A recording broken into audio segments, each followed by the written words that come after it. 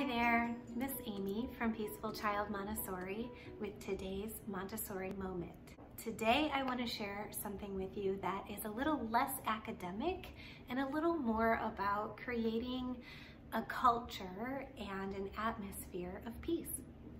So in a Montessori environment, one of the bigger things that we teach is something called grace and courtesy. Those two words are beautiful and dear to my heart, and they're super powerful because what that means is that we're teaching the children how to be in their space in a way that's graceful toward others and courteous toward others. And we also expect to receive grace and courtesy when we, make a mistake or bump into something or drop something. So we spend a lot of time at the beginning of each year, but throughout the year, around this idea of grace and courtesy. And it really makes for that peaceful environment that you see when you come to observe a classroom and say, I just don't understand how a classroom filled with young children ages 3 to 6, all doing different things, can be so peaceful. That's because of the grace and courtesy that is just woven into everything about our day and our time here in the classroom. So I want to give you something that you can incorporate immediately into your home life with your child, something that I think might be really helpful during these days of instantly becoming homeschool classrooms. I know many of you have children in multiple grades gathered at the kitchen table for a time, and you're trying to teach across many grade levels, and there's probably a lot of questions, maybe more questions than you know how to answer, and they might all be coming at you at once. And if that's the case, I want to tell you that I know exactly how you feel. And maybe it's not even just limited to the kitchen table or the home learning environment, but just in a broader sense, something that can help you just as a family in your home to create some grace and courtesy around interrupting. Children tend to be a little more impulsive when it comes to sharing their thoughts, their questions, their ideas, and they have less of a filter and less of the ability to control that action of, I need to tell you something, or I need your attention, or I want to ask you a question. And they're learning, and they will learn and hopefully become adults who are able to control that impulse and wait. But I just want you to think for a moment about the need for a child to have your eyes and to have your face and to have your attention. Even just go back to your child as an infant. Remember those days of feeding your child when they're right here, and perhaps you wanted to have a conversation with somebody who was over here, or look at the TV, or read a magazine. Did you ever have those moments where your child was reaching for your face? No, mommy, look at me. I'm right here. I want your attention. This is just a need that they have, and they're growing and learning how to manage that need and understand that there's a way to have that need met that can happen with grace and courtesy. And so, thinking about that child that needs to share, that needs to ask, that needs to have your eyes and your face, thinking about that moment where perhaps you are in another conversation, maybe with an older child trying to figure out a math problem that neither of you understands, or maybe you are on a phone call, or maybe you are in some type of digital communication where you're typing out an email and your child needs your attention. This moment, this interaction, how both of you handle it matters, because we never want to communicate to our child that you are a burden, that your thoughts, your questions, your words, or your need for my eyes and my face are not welcomed. And so, but we also need to have some respect given to us so that we can finish our thought, our conversation, our email, and not be interrupted rudely. So The solution that we use in our classroom to communicate that, number one, yes, you are important. Your thoughts and words and questions and your need for my eyes matters in this moment. And yes, also, I am important. And what I am doing right now matters is called interrupting with respect. You can interrupt with respect.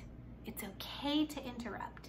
It's okay to break into a moment to say, I need you right now. I need your eyes. I need your face. I need your awareness of me. I need to share something with you.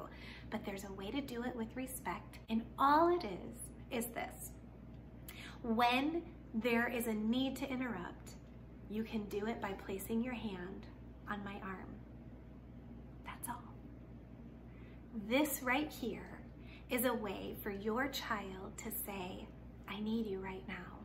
I need your attention. I need your ears. I need your eyes. And it's a way for you to say, I recognize you, by you placing your hand on top of their hand and giving it a little pat to say, I see that you're here and I recognize you. Now, there is some teaching that needs to happen around this. There's a way to present this to your child. First, it's just really saying, when you need my attention, I would like you to silently place your hand on my arm. And then I will know, I will feel that, and I will know you need me right now.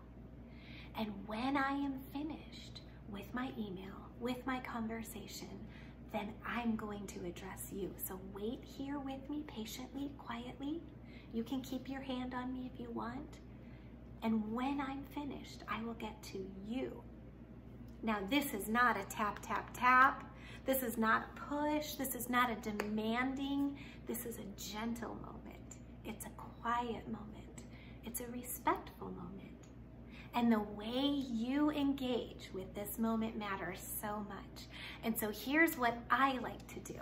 When I feel, and I feel this a lot, a little hand on my arm or on my elbow, the first thing I do, if I'm able to, is I respond. I acknowledge I feel you there. If I'm talking to another child in that moment, I'm keeping my eyes on that other child, but I'm letting them know I'm here. If I'm able to, I'm giving them my eye for a moment. I see you.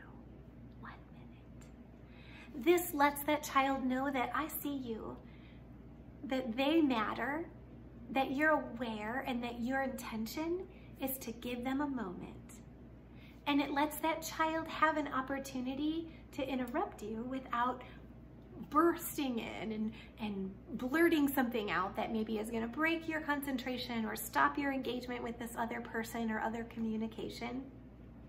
Now, it takes some practice. It does. It takes practice for both of you. If your child isn't used to this, here's how you can help them remember. This is how you get my attention when you need it and I'm busy with something else. Maybe they call out across the room, Mom! Then you can just remember and then keep doing what you're doing. The best way to reinforce this is I'm going to respond to you when you are showing me that you remember how to interrupt me with respect.